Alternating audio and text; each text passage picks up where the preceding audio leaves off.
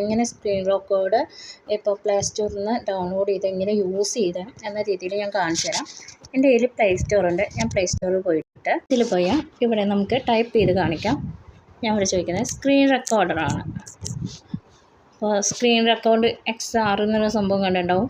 Video record ചെയ്യാൻ പറ്റിയതാണ്. ഇതാണ് ടോപ്പിൽ വന്നിരിക്കുന്നത്. ഇത് ഡൗൺലോഡ് ചെയ്യാം, ഇൻസ്റ്റാൾ ചെയ്യാം. അപ്പോൾ ഇതിൻ്റെ സ്ക്രീൻ റെക്കോർഡ് നമുക്ക് ഇൻസ്റ്റാൾ ആയിട്ട് കിട്ടും. ഓക്കെ, ഇത് സ്ക്രീൻ റെക്കോർഡ് ഡൗൺലോഡ് ആയിട്ട് നമുക്ക് ഓപ്പൺ ചെയ്ത് നോക്കാം. റെക്കോർഡർ എന്നാണ് ഈ ഒരു ടൂളിൻ്റെ നെയിം. ഇതിങ്ങനൊരു ഇൻ്റർഫേസിൽ വരും. ഇത് ഫ്രീ ആയിട്ട് യൂസ് ചെയ്യാൻ പെയ്ഡ് വരുന്നുണ്ട്. അതൊന്നും നോക്കണ്ട.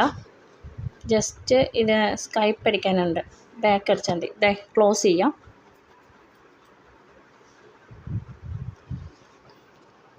ലേറ്റർ കൊടുത്താൽ മതി.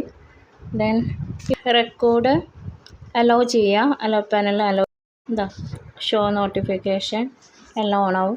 റെക്കോർഡിൻ്റെ നോട്ടിഫിക്കേഷനൊക്കെ കിട്ടും. ബാക്ക് റിവേഴ്സ് അടിക്കാം. ഓക്കെ, ഇതിൽ റെക്കോർഡ് എന്ന് പറയുന്ന സംഭവം ഉണ്ടാവും.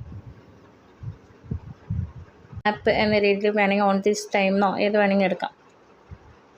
ഓക്കെ, ഇപ്പോൾ ഇത് റെക്കോർഡിന്ന് സ്റ്റാർട്ട് റെക്കോർഡിന്ന് കാണിച്ചാൽ സ്റ്റാർട്ട് നൗ എന്ന രീതിയിൽ കാണിച്ചു കഴിഞ്ഞാൽ നമ്മുടെ ഇതിൻ്റെ റെക്കോർഡ് സ്റ്റാർട്ടാവും. എന്നിട്ട് ഓരോ സീൻസ്